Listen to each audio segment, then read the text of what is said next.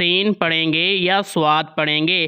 कुरान पाक में 4 मुकामात ऐसे आएंगे जहाँ पर स्वाद पर सीन लिखा होगा। वो कौन कौन से मुकामात हैं?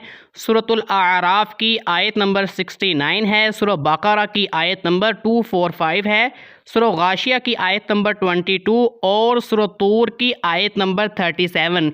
ये 4 मुकामात ऐसे हैं जहाँ पर स्वाद पर सीन लिखी गई है।